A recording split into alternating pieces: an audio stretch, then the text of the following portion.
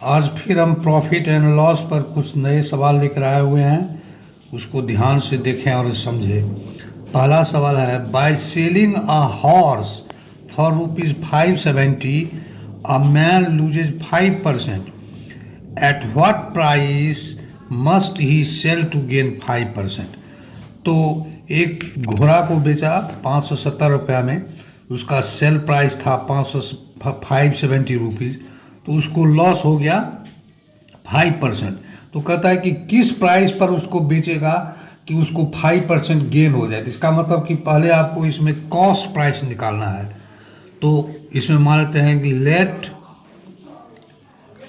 Cost price CP be ₹X।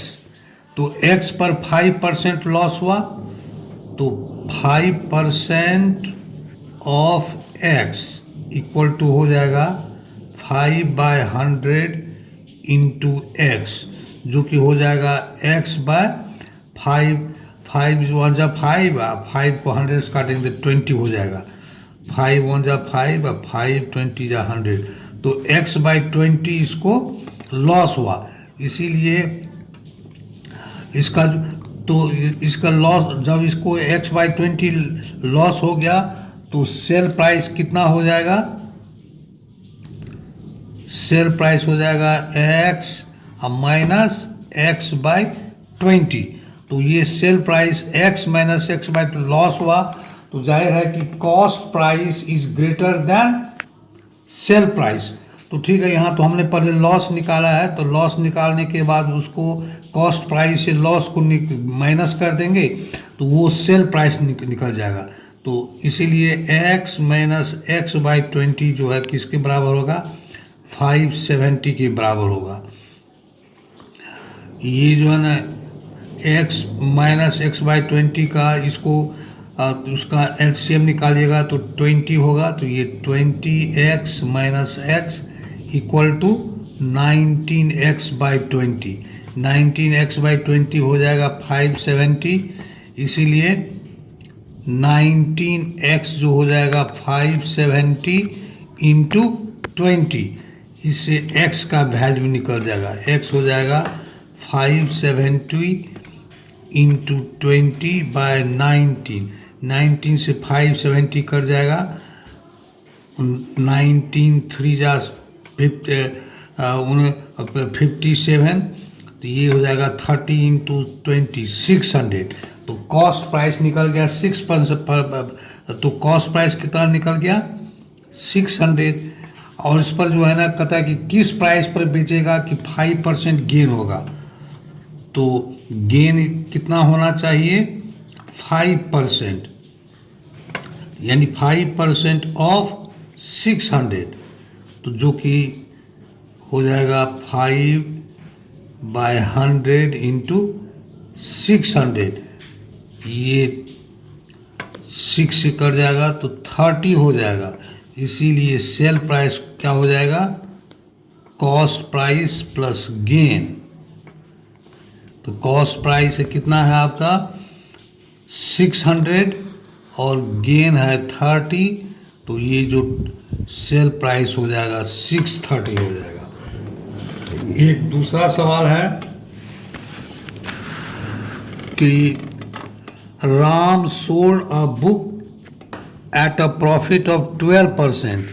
Had he sold it for ₹18 more, 18% would have been gained. Find the cost price. तो राम कोई किताब को बेचा और कितना पर बेचा? तो 12% गेन पर बेचा, 12% प्रॉफिट पर बेचा। अब कहता है कि अगर उसका सेल प्राइस जो है ना 12% से ₹18 ज़्यादा होता तो उसको गेन कितना होता? 18%। 12% की जगह 18% हो जाता। तो कहता है कि फाइंड द कॉस्ट प्राइस। तो let cost price of a book equal to ₹X। तो ठीक है ना। तो इसका जो है ना जो प्रॉफिट हो रहा है 12%, तो profit equal to 12% of X, तो ये हो जाएगा 12/100 इंटू एक्स, 4 3 जा 12, 425, यानी ये हो जाएगा 3x/25। तो 3x/25 हो गया, तो ये कितना हो गया आपका, ये निकल गया प्रॉफिट निकल गया। तो सेल प्राइस कितना हो जाएगा, कॉस्ट प्राइस प्लस 3x/25, तो 25 इसका एलसीएम हो जाएगा, तो 25x प्लस 3x, ये हो जाएगा 28x/25। एसपी इसका ये निकल गया। अब कहता है कि एसपी इससे 18 रुपया ज़्यादा होता, ये मान लीजिए पहला एसपी है।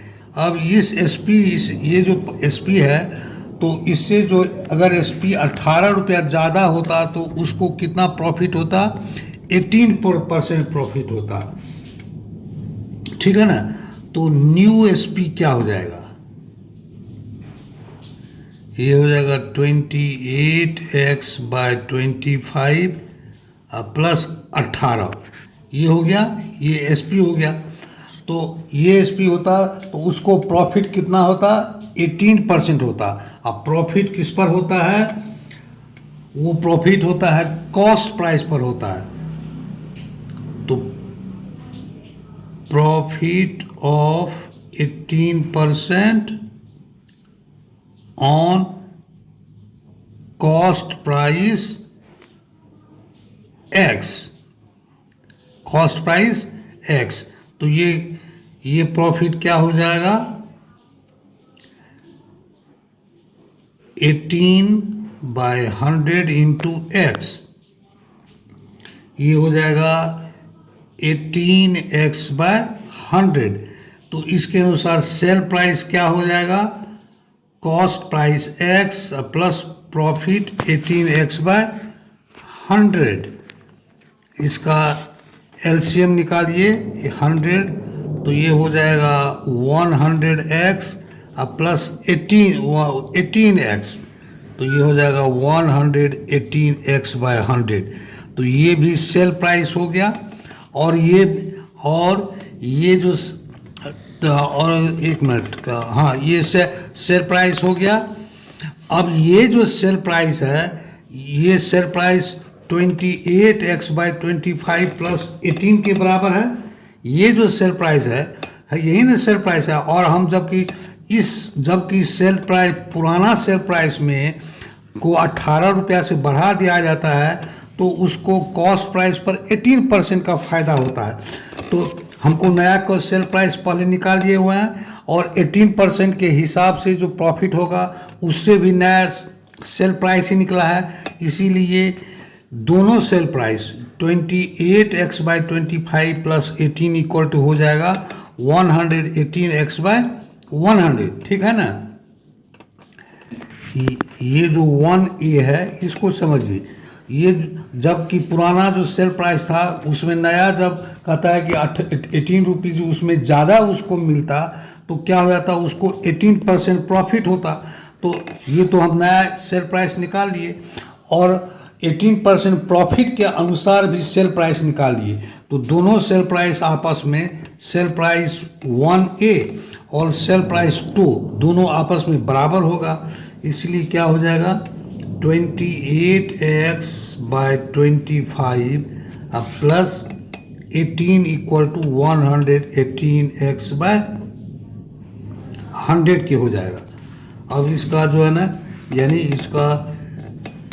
इसका एलसीएम निकालिए, तो ये 25 हो जाएगा, 28x plus 25 into 18 equal to 118x/100, ठीक है ना। तो अब जो है ना क्रॉस मल्टीप्लाई कीजिए, क्रॉस मल्टीप्लाई कीजिएगा तो ये हो जाएगा 128x प्लस इसको 18×95 18×36×9 450 हो जाएगा। और ये हो जाएगा 118 इंटू 25। इसको आगे कीजिए तो ये इस ब्रैकेट को हटाइए तो 100 into 28x plus 450 into 100 equal to 118 into 25। 118 into 25x, ठीक है ना। तो अब इसको मल्टीप्लाई कीजिए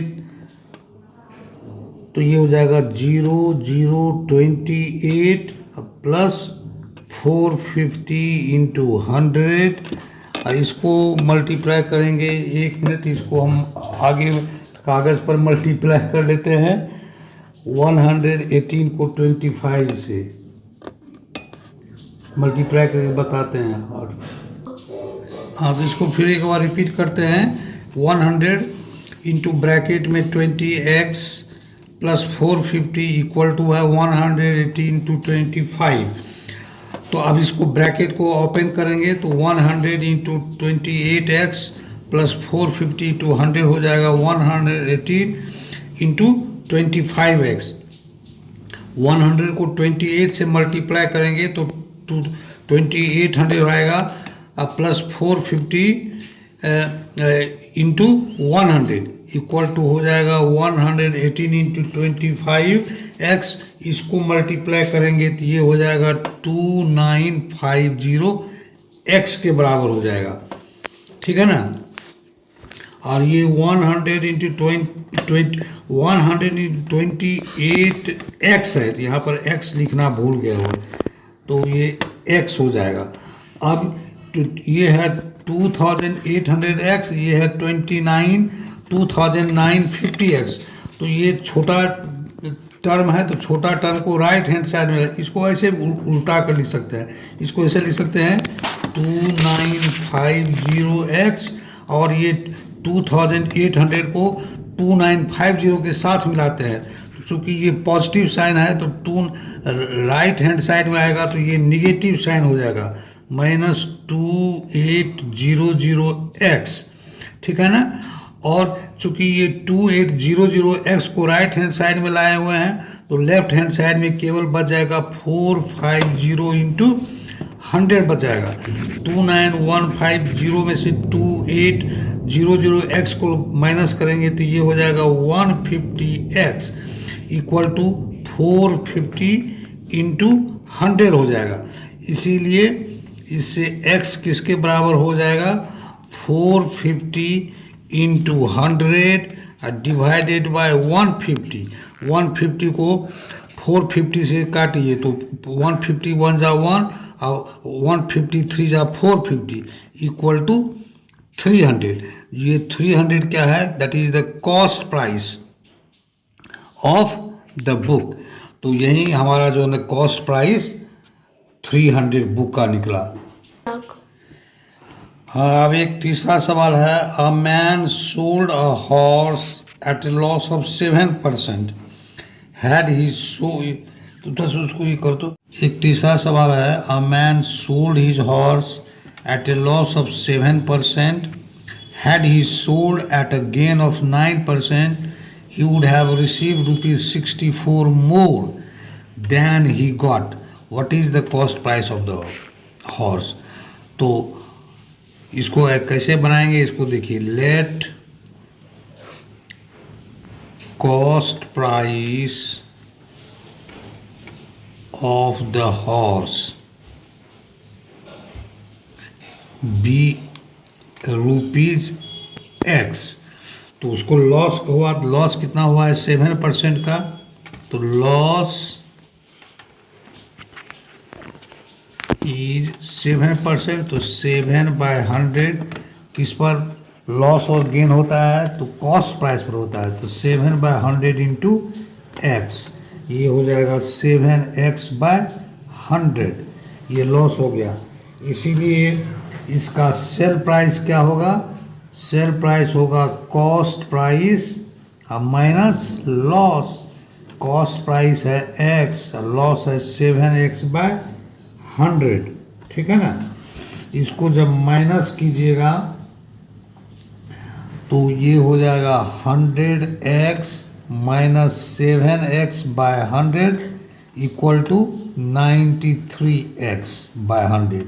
ये सेल प्राइस हो गया, जबकि उसको 7% का जब वो लॉस पर बेचा है। लेकिन अब कहता है कि उसको 9% गेन पर बेचता, प्रॉफिट पर बेचता, तो उसको 64 रुपया ज़्यादा मिलता। Now at gain of 9%, profit कितना हो गया? 9% ऑफ x, तो 9 ये हो गया 9x/100, है ना। इसीलिए सेल प्राइस क्या हो गया? सेल प्राइस क्या हुआ? Cost price plus profit. Cost price x है, प्रॉफिट है 9x/100। ये हो गया 100x प्लस 9x/100, ये हो गया 109x/100। ये नया SP हो गया 109x/100। अब ये जो नया SP है वो 9% गेन पर बेचा तो न्यू SP हुआ, और नया SP हुआ तो कहता है कि ये जो SP होता पुराना SP से उसको 64 रुपया ज़्यादा मिलता। तो जाहिर है कि 109x/100 इक्वल टू पुराना जो SP है कितना है? 93x/100। इससे कितना ये ज़्यादा है? तो 64 रुपये ज़्यादा है। बस आप इसको सिंप्लीफाई कीजिए। 109x/100 इक्वल टू ये इसका LCM हो जाएगा 100, तो 93x प्लस 64 इंटू 100। ये जो हो गया 109x/100 equal to 93x plus 64 into 100। नीचे यहाँ जो है ना राइट हैंड साइड में डिनोमिनेटर 100 है, left hand side equal to के राइट हैंड साइड में डिनोमिनेटर 100 है, लेफ्ट हैंड साइड में भी डिनोमिनेटर 100 है। इसीलिए ये 100 आपस में कट जाएगा, बच जाएगा 109x equal to 93x plus 64 into 100। तो अब ये 93x को लेफ्ट हैंड साइड की तरफ ले आते हैं, तो 109x minus 93x equal to हो जाएगा 64 इंटू 100। 109x में से 93x को माइनस करेंगे तो ये हो जाएगा 16x। 16x इक्वल टू हो जाएगा 64 इंटू 100। इसीलिए x कितने के बराबर हो जाएगा? 64 इंटू 100/16। 16 1 जा 16, 16 4 जा 64, जो कि 400 के बराबर होगा। तो ये जो वैल्यू है, क्या वैल्यू निकला? ये कॉस्ट प्राइस ऑफ हॉर्स निकला। इसीलिए हॉर्स का जो कॉस्ट प्राइस हुआ वो कितने के बराबर हो गया? 400 के बराबर हो गया। तो आज के लिए इतना ही। प्रॉफिट एंड लॉस पर और कुछ नए सवालों के साथ आपके सामने में आएंगे। मेरा वीडियो पसंद आ रहा हो तो इसे लाइक कीजिए, सब्सक्राइब कीजिए और शेयर भी कीजिए। धन्यवाद।